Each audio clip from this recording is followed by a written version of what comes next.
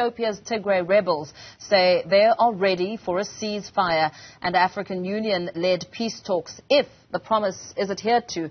This will end almost 2 years of brutal warfare. For more on this, I'm joined by Gideon Chitanga, a research associate at the Wits University's African Center for the Study of the United States. Very good afternoon to you. Thanks for joining us, Gideon.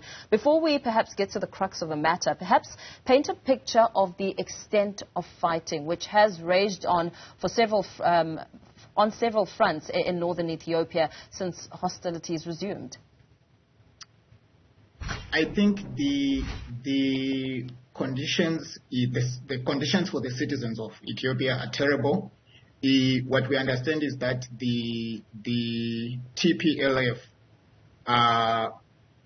deployed its a military wing or its a guerrilla type of army 2 years back, and then the government responded by deploying the formal military structures.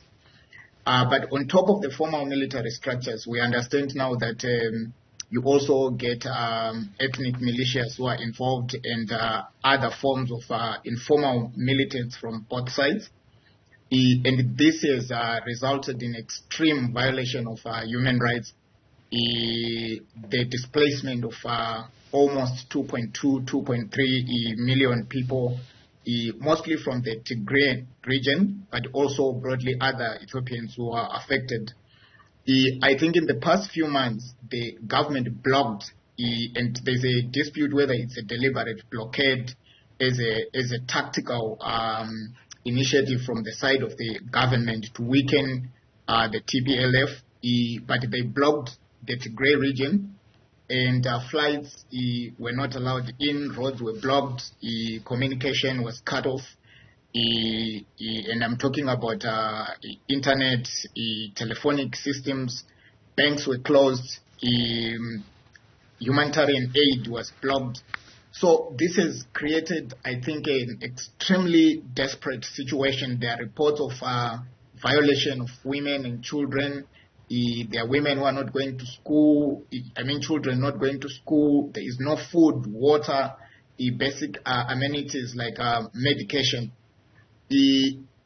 So you think as a citizen of Ethiopia how the situation would be, considering that this is just part of a region of the country.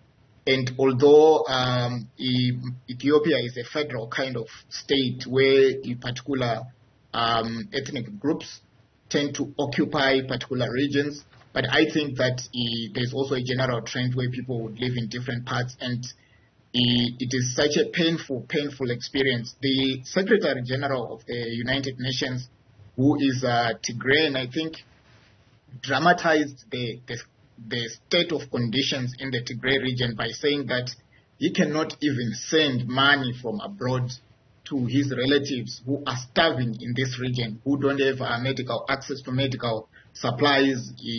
Children are not going to school, and this is how bad it is. He went even as far as making a very strong claim that maybe the international community is ignoring the conflict in Tigray, in Ethiopia, simply because of the color of the skin, simply because it is a conflict in Africa, if we consider how the international community have responded to the Ukrainian situation. So this is a terrible situation that calls for urgent attention from the African Union, from IGAD, which is the main regional organization in East Africa, but also because we tend to rely for our diplomacy in Africa on former and sitting leading politicians. So I would think that leaders should be talking to the Ethiopian government, to the rebels, to say that this situation cannot be allowed to continue. The people who are suffering are Ethiopians. Yeah. And the second layer is that obviously the conflict is a major concern, considering that the Horn of Africa is historically a very unstable region. So if this situation persists, there is a risk that other countries might be involved, so a domestic conflict could be inflamed into a regional conflict, or at least could draw in other countries. I understand that an aeroplane, a military aeroplane from Sudan was shot in Ethiopia, and the government put up a statement to say that they suspected that the aeroplane was supplying arms to the rebels. So you see how delicate the conflict is. Yeah, a delicate conflict which has reached boiling point. Now, after revealing the Tigray rebels that they're ready for a ceasefire, Ethiopia's rebels have also said that they will accept a peace process led by the African Union. Is this it? Could it remove the obstacles to negotiations with the government to essentially end the almost 2 years of brutal warfare? I think this is a major concession from both parties. Obviously, there is pressure and concerted understanding from a lot of players that the conflict is totally unnecessary. The issues at stake are things that could be negotiated, and a peaceful trajectory could be agreed upon. Negotiations have been ongoing. I think there is a problem of trust from both parties. I understand that the rebels were not quite comfortable with the AU envoy, former President Obasanjo, and they preferred the president of Kenya, but the government preferred Obasanjo. And basically, it's an issue of trust. And I think given the gravity of the situation, this is a relatively manageable kind of problem where the concerned parties could work on structures to build trust and confidence. I also think that the blockade has put extensive pressure on the rebels. They find themselves without so many options to maneuver, and they have two options: either to continue fighting a war which they find themselves increasingly isolated and on a retreat, but subject their people to a lot of suffering. And the government, especially President Abe, has lost a lot of credibility after winning the Nobel Prize. Ethiopia's economy was growing, but it has since slowed down because of a couple of factors, COVID included. So the suffering in Tigray is not isolated. The impact of climate change and drought has aggravated the conditions. So I would say that both sides need a new start, and maybe concessions would help them to at least save each other from the crisis and probably make some agreements which can bring peace and stability. Now, with the issue of trust being quite important to perhaps extend on, how viable will the AU's role be in achieving an indeed credible, peaceful process and transition? I want to be open about my bias. I believe that it doesn't matter our concerns.